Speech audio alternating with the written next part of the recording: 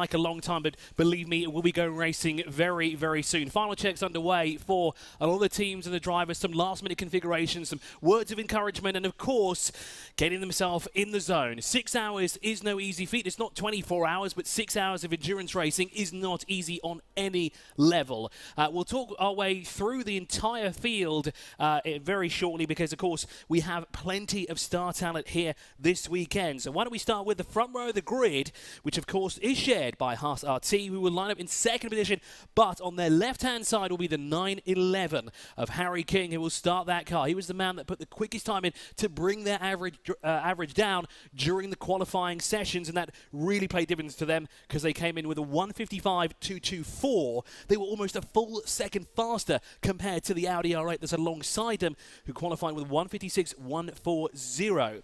And Mathieu Dedry, who will start that car. Michael Doppelmayr for Phoenix Racing will start the #1 car here, who lines up in third position. And alongside them will be HRT Performance, who will line up alongside them. The second of the Porsches, excuse me, because on the next row we have the Red Camel Jordans.NL, the 909 car. Alongside them is JR Motorsport. But starting that car for the number 930, will be Antti Burry. A bit of a miscalculation during Q2 earlier today. Went out towards the end of the session. Okay, the red flag really didn't help as well, but that really threw the team off, and they just couldn't find the way to work their way up the order. However, 158.783 is no time to shy at whatsoever. The 909, the Red Camel Jordans.NL car, will be started by Rick Broikers, who will lead that in that car, and then JR Motorsport will line up alongside their Max Verling in the only BMW M6 GT3 car. Okay, of course, missing this weekend is the M4s that raced last time in Dubai last week. Of course, those cars are off to Bathurst for, well, one of the most iconic 20 races in the endurance calendar, and of course, not here this weekend. It is a shame because they put on an absolutely fantastic display of racing, as did Valentino Rossi, who made his debut in this Creventic series. And of course, crowds flocked towards him. Of course, he'll be making his debut at Bathurst later this month. Now, we got up to row number 5 with Willy Motorsport by Ebby Motors. Of course, very easy car to spot here because they've got paint splats. Now, talking to them before the 24 hours, the idea behind the car was to make things simple and easy. So the drivers don't really have to argue about what colour they want to have the car. They can just have any colour they want, and it's a very interesting looking car. Alongside them will be the first of the Qataris, which will be the KMMF by HRT Thurai Qatar, the 929 car. That will be started by Abdullah Al-Khalifi. In 10th position overall. Now, we did miss out row number 4, so I do apologise for that. 714 Resume More Than Racing and HRT Performance line up alongside each other. The 8th place car will be started by Jim Ratanine, and then Haytham Kajoli, who Phil was speaking to earlier on, will start that KTM Crossbow. Now, final personnel being cleared off the grid. We've just only made our way through the top 10. HRT Performance, the sister car, will start in 11th position. The 931, that car is. Vidal Lieb will take the green flag here from the start. The Vortec V8 starts alongside them. The 701, the sister car, of course, burnt down, unfortunately, last time out last week with Lionel Rucci, who will start that car. Michael Tishner will start the Tishner Motorsport number 763 from 13th overall. Alongside them, the 979 Speed Lover car of Oliver Dons will start in 14th position. Jose Monroy in the P21 Motorsport 911 GT3 Cup car will start in 15th with James Thorpe alongside for company. For Ram Racing, the first of the GT4 cars there, the Mercedes AMG GT4. Then we have the BMW M4 GT4. Yes, it is the new shape of the BMW, but it's not the GT3 spec car. It is the GT4 one, and they will line up in 17th position for Simpson Motorsport. Bulgaria ZM Racing, David Zetsky will start that car with the Mercedes AMG GT4. A very interesting driver lineup there as well for the essentially it is an all-Czech lineup. However, Alia Kolok waves the Emirati flag due to a license, so it's not a full-on Czech team. Essentially, it is Monroy in the P21 Motorsport to be anywhere near the top step of the podium. Racing new this weekend in 25 when we down towards turn 1, third Hankook, 6 hours of Abu Dhabi and the final round for the Middle East Trophy as well. So a lot to play for here this weekend. And once the race is underway, we'll talk our way through the championship standings, who is where in the championship as the cars roll their way through the final corner. Under starters orders, the lights are on, out they go, and we're racing here for the first time in the Hankook 6 hours of Abu Dhabi. We're going 3-4 wide already down towards turn one. Will we get through cleanly? Just about. Yes, we do. We're leading on each other as we work our way through. Looks nice and clean for the time being. ARC Bratislava trying to go the long way around the outside to improve their position because, of course, they are far down the order, down in 20th place of Roman Mavlinov.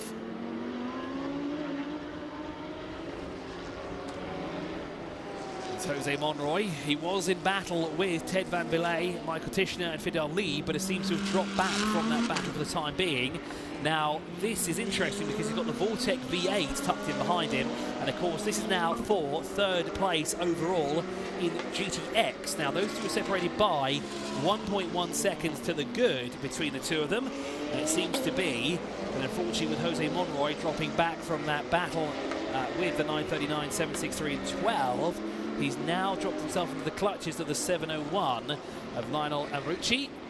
The Vortec V8 and the Vortec 1.0 as well. As I said, fourth overall, 1.1 seconds adrift for the time being as they work their way through turn 9. Of course, looking for a way through anywhere that they can for the third step of the podium. James Thorpe has dropped back.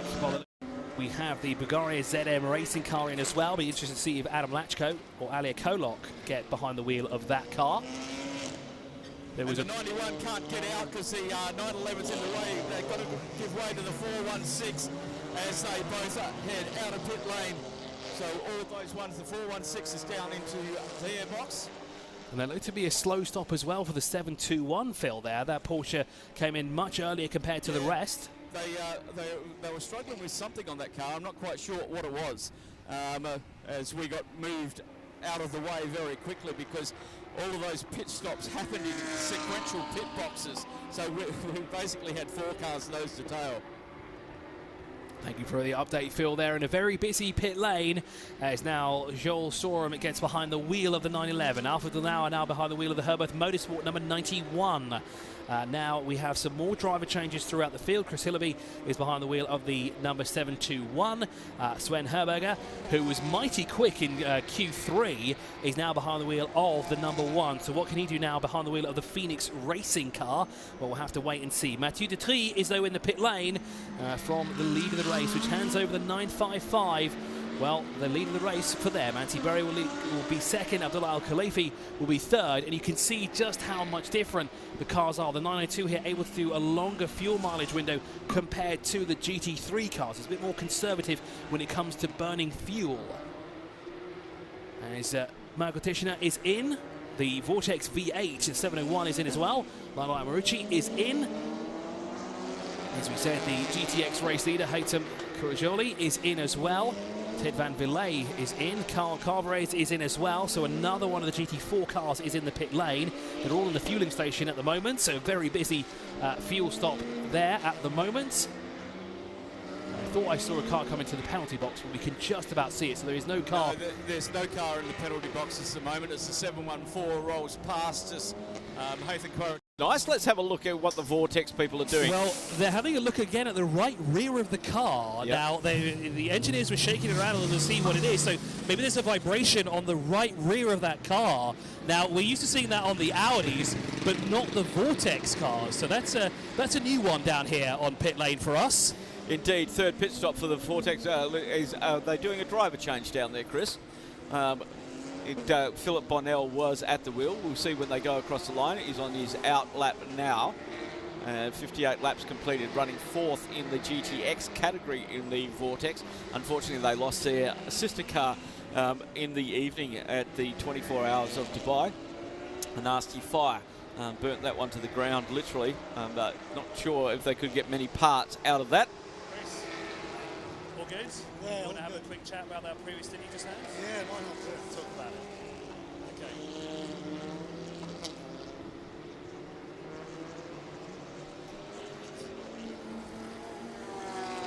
Okay. Phil, I've got Chris Hillaby down here with me. Okay, let's go down to the pit lane. Chris Hillaby is with Chris. So I've got the driver that's fresh out of the 721. It's tiring out there, isn't it? It might be cool at the moment, but it's very tiring behind the wheel. It's very hot indeed, especially for an English guy. Although I do race in Spain, and it was a difficult stint. We picked up a penalty for a release, and we also picked up a penalty for the fueling, and then of course we had the safety car. But net result, we remained in the same position, which is third in place. All of that wasn't the result of you, was it? You got in the car, but you were the one that had to serve the penalty, wasn't it? Sorry?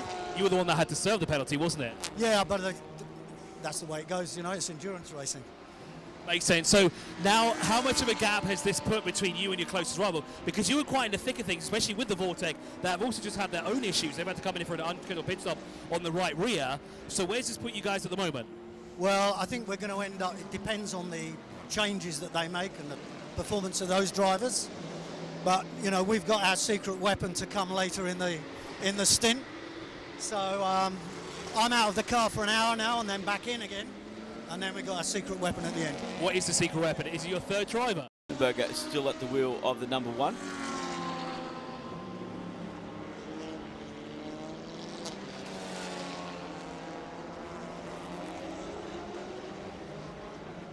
Keeping an eye on our GT4 category,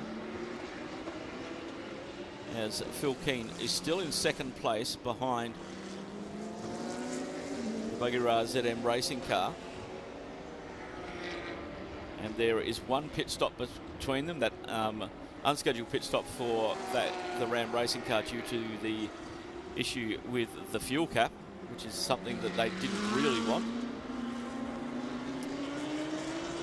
As Alfa Romeo overtakes the QMMF by HRT car and moves up into 4th place overall, running 2nd in the GT3 category.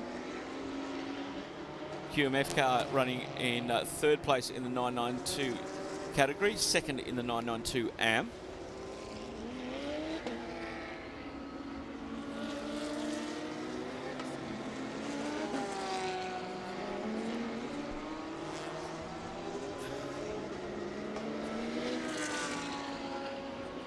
Three hours, 18 minutes, 20 seconds to go in this third running of the Hankook. 6 hours Abu Dhabi. Pit. Chris, what have you got for us down in the pits? Well, I have a European truck racing champion, a former GT1 driver as well from many years ago, Adam Lachko. It's amazing that you're here. Yeah, it's amazing. I come back for GT cars with our team, and I'm very happy, and I'm very enjoying, because here in Abu Dhabi it's really nice but hard circuit. So you're currently in the lead of GT4 at the moment. Your co-driver who's just got in is Alia Kolok, plus your third driver, David, did a very good job as well. What's the feeling out there at the moment? And did you know the second place car, the BMW, has a problem? Yeah, I see, because when we have a problem, we have a safety car. And how we are feeling, I think it's perfect, because we are constantly driver. David is also European champion in truck racing many times, and Alia is a young guns, and she's learning very fast. So the biggest question I have for you, and we just spoke about this before, what's the difference between racing a truck and racing a GT4 car? Big difference. The biggest difference is the speed and the brakes. In the truck we have brakes with cooling brakes with water. Here is nothing, and the biggest difference is the speed. Do you find it hard to adapt between the two? Like, is it an easy transition? Because now we have a long winter pause, and now when we comes here Already, and we keep an eye on the 701. And unfortunate, something happened to it.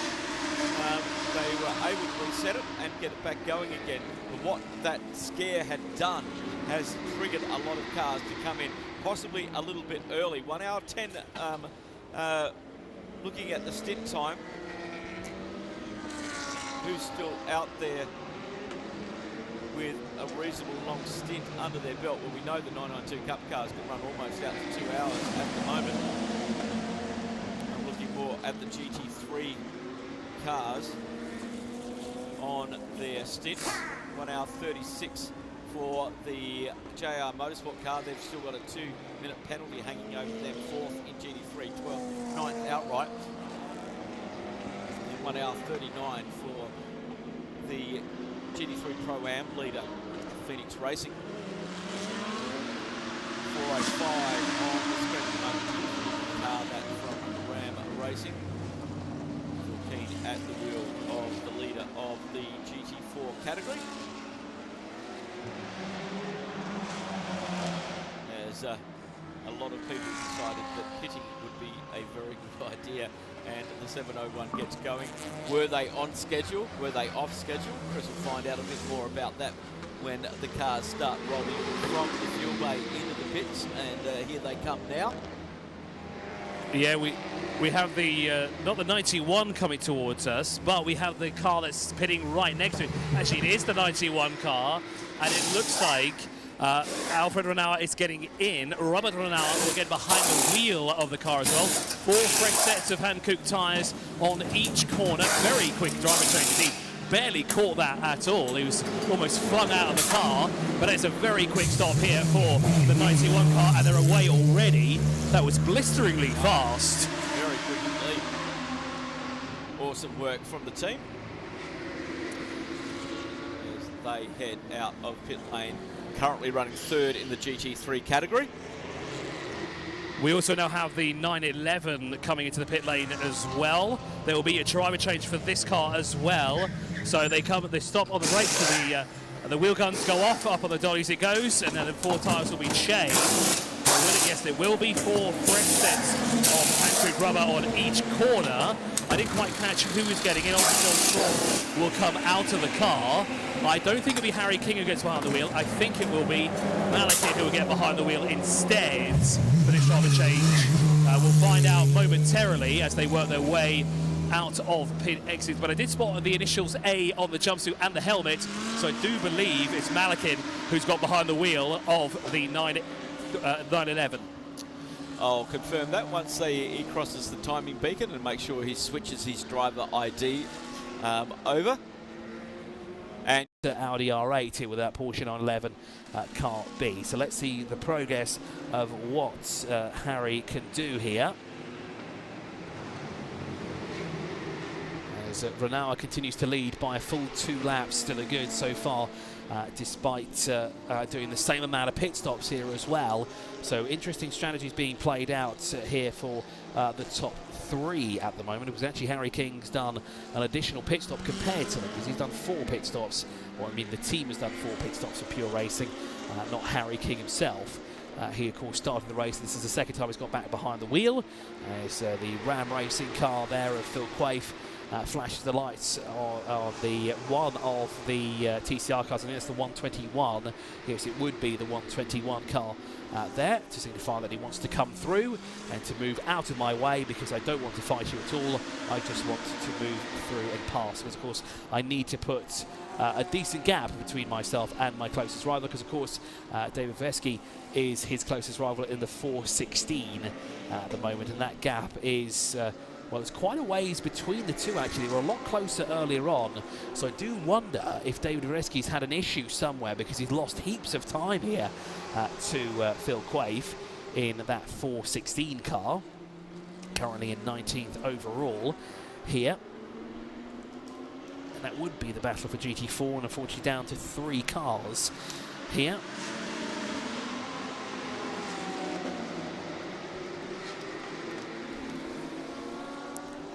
So in terms of the 992 category, looks like we might have a battle brewing soon enough between this man right here, Sabino De Castro, and Luc Broikers, who is only 3.2 seconds adrift at the moment, looking for a way to catch up. Now, if we look at their times between the two of them, Sabino De Castro did a 2-minute 5:10, and the Luc Broikers Red Camel Jordans.nl car did a 1:57.498, 1.1 seconds faster almost compared to that car.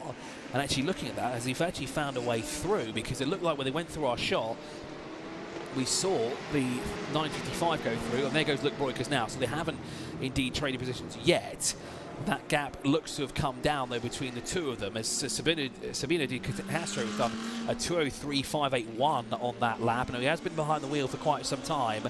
Now, I do wonder if the car is feeling it ever so slightly here. They might be down on a bit of power, will need some more grip. So, obviously, the thing to do there will be to change the driver and, of course, change the tyres on that car as well. So, we'll see if the 9:55 does come in after 1 hour and 7 minutes on track. But the Red Camel Jordans.nl car of Breukers has also been out for about an hour and 5 minutes as well. So it'll be interesting to see when they come in, because it looks like they're more or less on a similar strategy, those two cars there. But that gap has come down between the two of them. And that's the battle, of course, for the lead of the race in the 992 category, as the 721 all over the back of one of the HRT performance cars. Now that's Fidel Lieb behind that car. And of course, that's not. Willy Motorsport by Abbey Motors has picked up a penalty, and that is absolutely devastating there for the team. They've run so strongly here today, and they're going to have to be stationary in the pit lane for 2 very long minutes here, and it's going to feel like an absolute eternity, and that's going to push them so far down the order in the 992 category. I'm pretty sure that's got to hurt a lot there, as the Vortex V8 roars back to life after serving its penalty, is released, and off it goes down the pit straight, and will go back out on track. But I think the biggest one here is Ilya Earhart, currently running in 4th position, will have to come in and serve that time penalty, as the 701 was stationary there for 246 seconds. I thought 120 seconds was a long time. 246 seconds, that is bonkers when you think about it. That is an extortionate amount of time there. That is absolutely insane. Indeed it is. Safety car really destroying some strategies out there. And penalties seem to be dished out left, right and centre here. Some more severe than others. There's also a 10-second time penalty as well for the 979 for not respecting the pit stop regulations. Unfortunately, though, for them, the 979 is in the pit lane. It's Jean-Michel Giron, the Speed Lover car. Unfortunately, he's been in the pit lane for quite some time here, and well, hopefully they will be able to get back out there. But of course, if they do, they'll have to serve a 10-second penalty, which is not something they want to do. TCR leader into the pit lane. The Sharky Racing 176 coming for a routine stop here. 929 in the pits. This is a change of driver. Julian Hanses for brand new hand cooks going on there as well. Got the boss of the QMMF, Amro Hamid, in the pit box, watching this change. Julian Hanses will take this to the finish line with 1 hour and 11 to go. And that was quite close. They would have sent the car out, which on the other side of it would have had a bit of extra weight by the looks of it. Yeah, all the team congratulating each other. Fantastic stop from the QMMF team. As they are released and on the way, indeed, Julian Hunt is behind the wheel of the QMMF by HRT Thuraya Qatar 929. Now, what can he do here in the last 1 hour and 11 minutes? As Breukers loses out to the number 12, but of course number 12 will have to come in. Another penalty has pinged up on the screen. The 911 car. Oh, that's not good either. That's Harry King that will receive that penalty. And interestingly enough, it says overtaking another car outside track. So that means he's used up the wrong part of the track. He's put more than 4 wheels over the white lines to overtake another car. Now, is that the move that he made on Alfred Ronauer? Now, I do wonder if we could get if we did see that on the feed, and if we get a replay of it to see if that is the reason as to why he's received it. This is a sigh of relief, though, for Mathieu Detry. It is also a sigh of relief for Herberth Motorsport as well. But here comes Harry King, and he is in very close proximity to the race leader. He's got 2 cars to find a way through, including the Tishner Motorsport car. There's also the KTM Crossbow, the GTX leader there too. But there it is. There's only 1 car separating now. First and second place here in overall in the course in GT3. Now through corner 6 comes the 911 of Harry King. The team, of course, relay the information that he needs to come in and serve that penalty.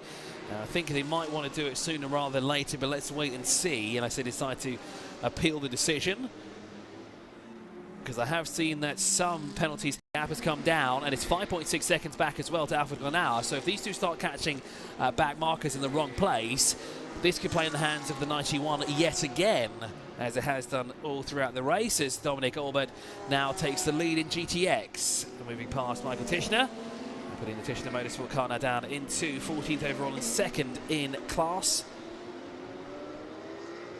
He's, the race leaders now on the front straight, and is that Harry King that's gone through? Has the 911 found a way past? No, it hasn't. That is just another Porsche with a rather similar livery, but we can spot the difference between the two Porsches there, despite them both being relatively dark in colour. One of them has a yellow spoiler, the other has a black spoiler. And of course, Harry King is the one with the yellow spoiler, the more vibrantly coloured spoiler, as well as Ida Ahart is in as well. And I wonder if she's coming in to do her drive, her penalty. As Antti Burry must have to come into the pit lane soon enough. As you know, has he been in recently? 9:30? No, he hasn't. He's only done 2 pit stops. He'll have to come in at some point as he's fast approaching that hour-and-a-half mark of his stint time.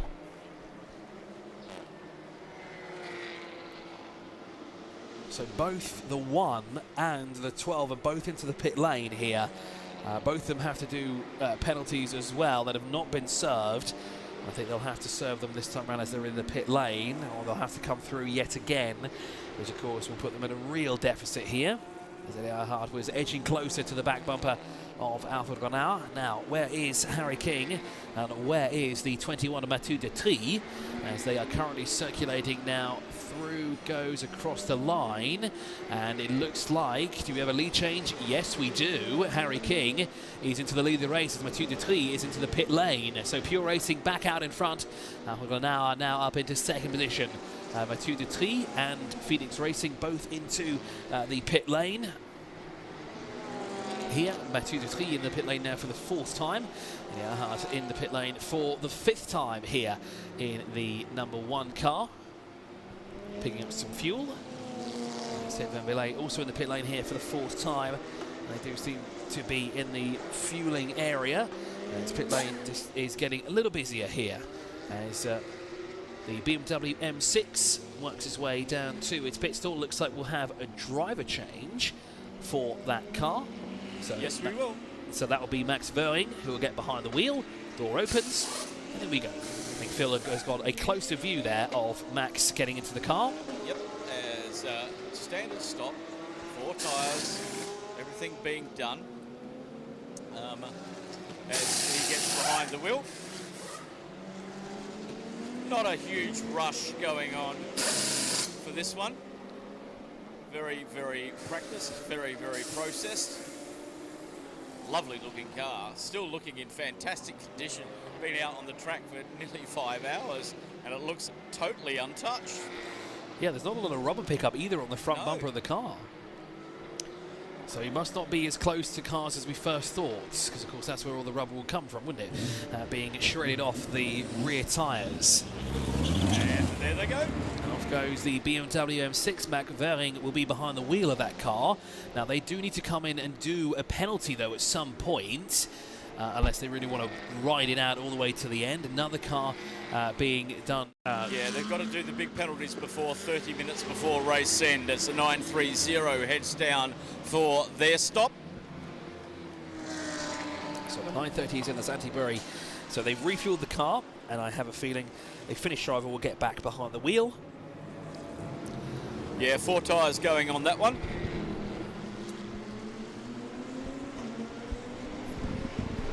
They'll be good to go towards the end of the racing. Phil, did you see a driver change there for? Yeah, there is a driver change. Okay, I can't see who it is. I'm about 100 metres away. So that should be Max Sonnen, who gets behind the wheel of that HRT Performance 932. I wonder now how many cars that we need to have come in at least one more time. I think pit stops here will be a minimum of 4 pit stops here. I think some may try to extend it to 3, but I don't think that will be possible at all, especially with them doing double duty. So, for example, Antti Burry is actually coming for the 3rd time. on the screen. So actually it might be possible with the two driver combinations to just do 2 pit stops here rather than 4 compared to the rest. But Alfred Lauer will have to come in at some point, unless he's planning to go all the way to the end. Chris, just having a look at your driver stint times, has anybody got like left on their stint less than 50 minutes, which means that they will exceed their driver stint time? Because we've got 52 minutes to go. Somebody who's got 1 hour and say 15 minutes on their stint will exceed the time. So we have 2 drivers, Phil Quaife and David Vareski, the 2 GT4 cars may have to, they'll definitely have to come in, but I just noticed that the TCR car, the